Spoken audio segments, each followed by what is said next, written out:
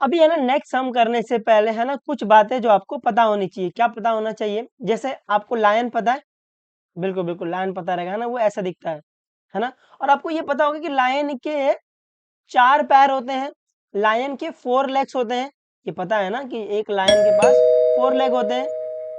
बिल्कुल, यहाँ पर मैंने लायन लिख दिया, यहाँ पर मैंने नंबर ऑफ लेग्स लिख दिए हैं। तो आपको पता है अगर एक लायन है तो एक लायन के पास कितना लेग रहेगा? 4 लेग रहेगा। अगर 2 लायन है तो ये आ जाएगा 2 इंटू 4, जिसका आंसर शायद 8 आएगा, है ना। अगर 3 लायन है तो कितने नंबर ऑफ लेग हो जाएंगे? 3 इंटू 4, जो कि शायद 12 हो जाएगा। ये समझा। अगर आपके पास एक्स लायन है तो नंबर ऑफ लेग कितना हो जाएगा? ये हो जाएगा एक्स इंटू 4, जो कि क्या आ जाएगा? 4x आ जाएगा। ये समझा है? बिल्कुल। नेक्स्ट पिकॉक पता है आपको? पिकॉक पिकॉक पिकॉक ऐसे दिखता है पिकॉक।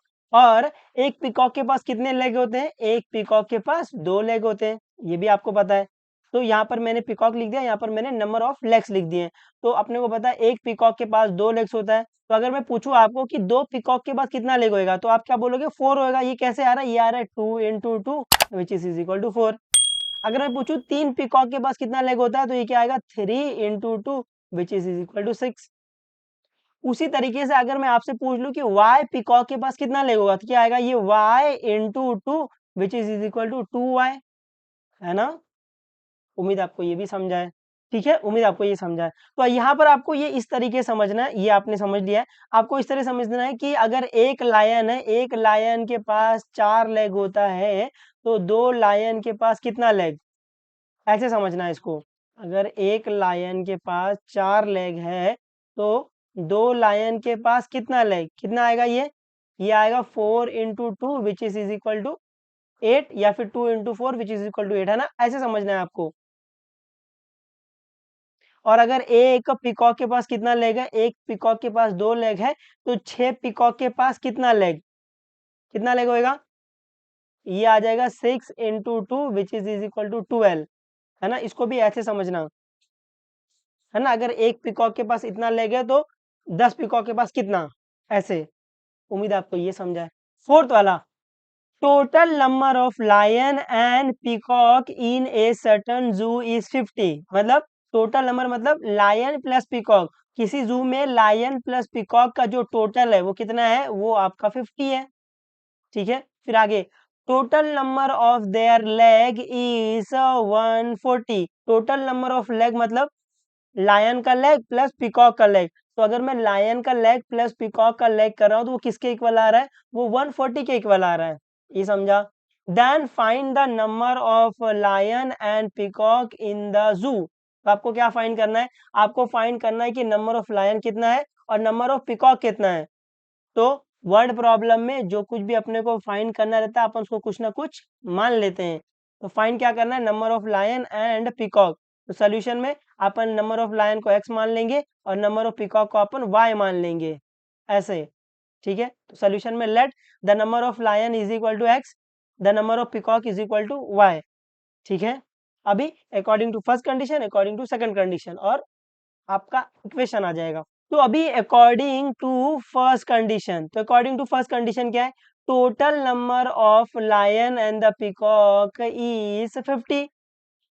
तो टोटल नंबर ऑफ लायन और पिकॉक मतलब लायन प्लस पिकॉक, है ना। Number of lion plus number of peacock is equal to 50 आ जाएगा, है ना। इज मतलब इक्वल टू, तो इसको अपन लिख सकते हैं टोटल नंबर ऑफ लायन और पिकॉक, इसको अपन लिख सकते हैं number of lion plus number of peacock.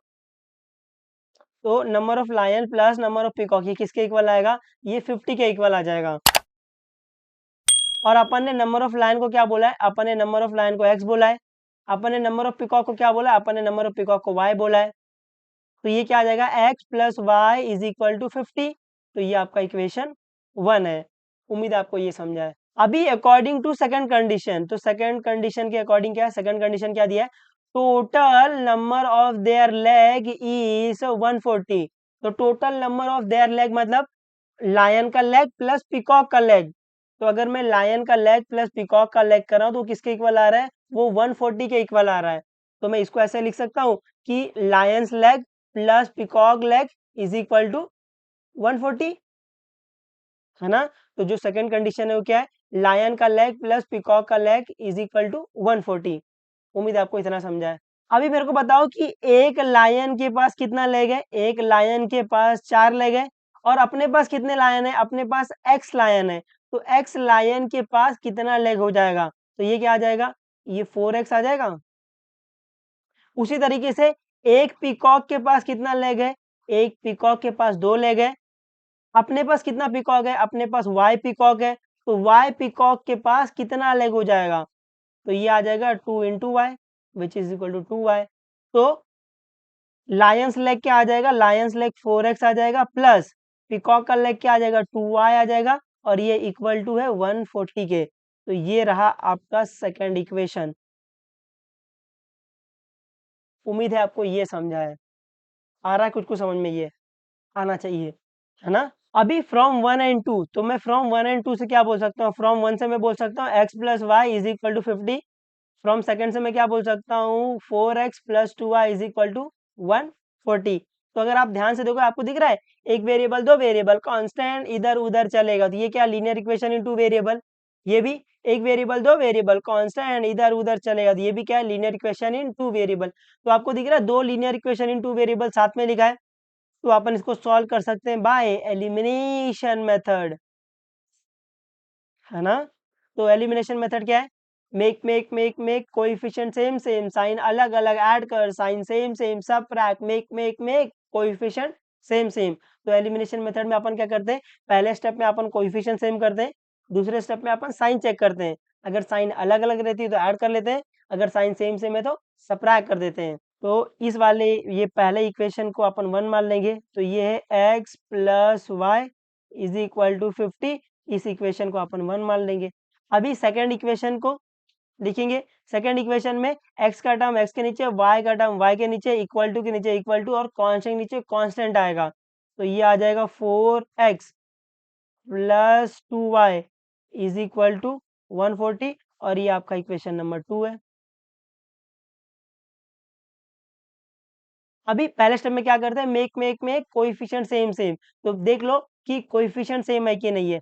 तो यहाँ पर x का कोएफिशिएंट क्या, कुछ नहीं मतलब 1 है, यहाँ पर x का कोएफिशिएंट क्या है 4 है, तो कोएफिशिएंट सेम है क्या, नहीं, यहाँ पर कोएफिशिएंट सेम नहीं। y का देख लो, y का यहाँ पर कोएफिशिएंट कुछ नहीं मतलब 1 है, यहाँ पर y का कोएफिशिएंट 2 है, तो यहाँ पर देखो कोएफिशिएंट सेम नहीं है। तो अभी या तो आप x का कोएफिशिएंट सेम कर लो या तो आप y का कोएफिशिएंट सेम कर लो, है ना। तो अभी मेरे को x का कोएफिशिएंट सेम करना है, तो मैं क्या करूंगा, क्रॉस मल्टीप्लाई, इक्वेशन 1 में जो x का कोएफिशिएंट है जो कि 1 है उसको इक्वेशन 2 में मल्टीप्लाई कर लो, और इक्वेशन 2 में जो x का कोएफिशिएंट है 4 उसको अपन इक्वेशन 1 में मल्टीप्लाई कर लेंगे, है ना, ऐसे ही करते हैं ना क्रॉस मल्टीप्लाई। तो इक्वेशन 1 में अपन 4 मल्टीप्लाई कर लेंगे और इक्वेशन 2 में अपन क्या करेंगे 1 मल्टीप्लाई कर लेंगे। तो आपको ये नीचे लिखना पड़ेगा कि multiply equation 1 by 4 multiply equation 2 by 1, ऐसे। तो यहाँ लिखेंगे multiply, multiply equation 1 by 4 and equation 2 by 1, ऐसे। तो अभी मल्टीप्लाई है इक्वेशन 1 बाय 4 मतलब इस पूरे के पूरे इक्वेशन को 4 से मल्टीप्लाई करना, मतलब 4 यहाँ मल्टीप्लाई होगा, 4 यहाँ मल्टीप्लाई होगा, 4 यहाँ मल्टीप्लाई होगा। मल्टीप्लाई इक्वेशन 2 बाय 1 मतलब इस पूरे के पूरे इक्वेशन 2 को 1 से मल्टीप्लाई करो। आपको पता है अगर आप इसको 1 से मल्टीप्लाई करोगे ये इक्वेशन 2 वापस ही आ जाएगा, है ना, और इसमें 4 मल्टीप्लाई करना है। तो मल्टीप्लाई करो क्या आ जाएगा, ये 4 इंटू एक्स, ये 4x आ जाएगा, 4 इंटू वाई, ये 4y आ जाएगा, 4 इंटू 50, तो 400, 4 5 20 मतलब 200 आएगा। ऐसे कर लोगे डायरेक्टली, अगर आपको डायरेक्ट नहीं आ रहा तो ऐसे 4 मल्टीप्लाई कर देना, यहाँ 4 मल्टीप्लाई करना, यहाँ 4 मल्टीप्लाई करना और यहाँ 4 मल्टीप्लाई करना, ठीक है। तो ये क्या आ जाएगा, ये आ जाएगा आपका 4x आ जाएगा प्लस ये आ जाएगा 4y आ जाएगा इज इक्वल टू, यहाँ भी 4 मल्टीप्लाई करो तो ये 200 आ जाएगा। अभी नीचे इक्वेशन 2 में 1 मल्टीप्लाई करोगे सेम इक्वेशन आ जाएगा, इसको इक्वेशन 3 बोल लो। तो ये क्या आ जाएगा, ये आ जाएगा 4x आ जाएगा, ये प्लस 2y आ जाएगा इक्वल टू 140 आ जाएगा। इसको चाहिए तो इक्वेशन 2 मान लो या फिर इक्वेशन 4 बोल दोगे तो भी कोई दिक्कत नहीं है। अभी आप देखो जो अपना पहला स्टेप है वो हो गया, x का कोएफिशिएंट 4 है, x का कोएफिशिएंट 4 है, तो यहाँ पर आपको दिख रहा होगा कि कोएफिशिएंट सेम है। अभी साइन चेक कर लो, जो कोएफिशिएंट सेम हुआ है उसी की साइन चेक करनी है, तो ये कोएफिशिएंट सेम है, तो इसका साइन क्या है, प्लस है, इसका साइन क्या है, प्लस है, तो साइन क्या है, सेम सेम है, अलग अलग, साइन सेम सेम है, अलग अलग, साइन सेम सेम है ना, प्लस प्लस, तो साइन सेम सेम सबट्रैक्ट, तो अपन क्या करेंगे, सबट्रैक्ट करेंगे। अपने को पता है जब अपन सबट्रैक्ट करते हैं सबकी साइन चेंज हो जाती है ना, जो नीचे वाला जो इक्वेशन है इसमें सबकी साइन चेंज हो जाएगी, प्लस का माइनस हो जाएगा, माइनस का प्लस हो जाएगा, साइन चेंज करो क्या आ जाएगा, जब अपन माइनस करेंगे तो यहाँ पर प्लस था तो ये माइनस हो जाएगा, ये प्लस था तो ये माइनस हो जाएगा, और यहाँ पर प्लस था तो ये माइनस हो जाएगा। और जब आप साइन चेंज करते हो ऊपर वाली साइन मिटा दो, है ना, ताकि आपको कंफ्यूजन ना हो, ये ऐसे मिटा दो, ऐसे कोई दिक्कत नहीं है। अभी इसको सॉल्व कर सकते हैं, बिल्कुल, 4x माइनस 4x आपको दिख रहा है, एक प्लस एक माइनस, ये तो कैंसिल हो जाएगा ऐसे सीधा, तो plus 4x minus 4x cancel, तो क्या बचेगा इधर, जीरो। यहाँ पर प्लस 4y माइनस 2y आपको दिख रहा है, एक प्लस है एक माइनस है, तो do the subtraction, sign of the bigger number, तो 4 माइनस 2 क्या आएगा, 2, और ये y, और sign of the bigger number plus आ जाएगा। अभी 200 माइनस 140, 200 माइनस 140 तो क्या आ जाएगा, ये 60 आ जाएगा। अभी यहाँ से मेरे को y फाइंड करना है, यहाँ पर 2 क्या हो रहा है, मल्टीप्लाई, वहां जाकर डिवाइड, ये आ जाएगा y इज इक्वल टू 60/2, इसको अपन कैंसिल कर सकते हैं, बिल्कुल, 2 1 जा 2, 2 3 जा 6, 2 0 जा 0, तो y की वैल्यू क्या मिल गई है, y की वैल्यू आपको 30 मिल गई है। और जैसे ही अपने को y की वैल्यू मिल जाती है अपन x फाइंड कर सकते हैं, बिल्कुल, कैसे, put y is equal to 30 in equation 1 2 3 4, जहां भी आपको इजी लगे। तो अभी मैं इस साइड लिख रहा हूँ, आप नीचे लिखोगे तो भी चलेगा, तो क्या लिखेंगे, पुट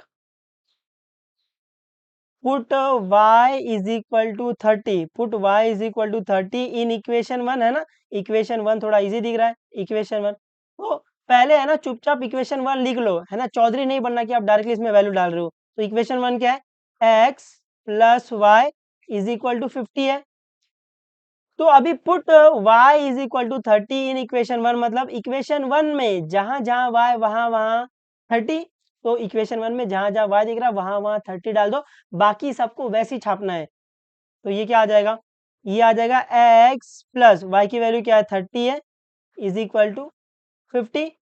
अभी यहाँ से मेरे को x फाइंड करना है, यहाँ पे 30 क्या हो रहा है, प्लस, वहां जाकर माइनस, तो ये आ जाएगा x is equal to 50 minus 30, तो क्या आ जाएगा, x is equal to 50 minus 30 क्या आ जाएगा, 20 आ जाएगा। तो यहाँ पर आपको x की वैल्यू 20 मिल गई है और y की वैल्यू 30 मिल गई है। तो अभी अपन वो जो लेट किया था ना वो छाप देंगे, लेट को छोड़कर number of lion is equal to number of peacock is equal to, है ना, क्योंकि अपने को x और y दोनों मिल गया है, तो ये क्या आ जाएगा, number of lion is equal to x, और x की वैल्यू क्या आई, 20 आई है, number of peacock is equal to y, y की वैल्यू क्या है 30 आई, तो नंबर ऑफ लायन कितना है, नंबर ऑफ लायन 20 है, और नंबर ऑफ पिकॉक कितना है 30 है, ठीक है, तो ये आपको लिखना पड़ेगा, नंबर ऑफ लायन, जो कि आप x की वैल्यू डायरेक्ट लिख दो तो भी चलेगा, आप x इज इक्वल टू 20 लिखोगे तो भी चलेगा, कुछ लोग ये x नहीं लिखते डायरेक्ट 20 लिखते वो भी चल जाएगा। नंबर ऑफ पिकॉक कितना, नंबर ऑफ पिकॉक आपका y की वैल्यू 30 आ गई है, तो आपको नंबर ऑफ लायन मिल गया और नंबर ऑफ पिकॉक मिल गया, और यही आपको फाइंड करने का था, लास्ट में हमेशा ऐसा स्टेटमेंट आना चाहिए, ठीक है। उम्मीद है आपको ये थोड़ा बहुत समझा है और आप कंडीशन बना लोगे, और कंडीशन से फिर ये सॉल्व करने तो आपको आता ही है ना, ये तो कहता ईजी है, ठीक है। तो पढ़ते रहो, जो भी डाउट रहेगा बेझिझक पूछ लेना, बता देंगे, कोई दिक्कत नहीं, चलो बाबा टेक केयर और मचाते रहना एकदम।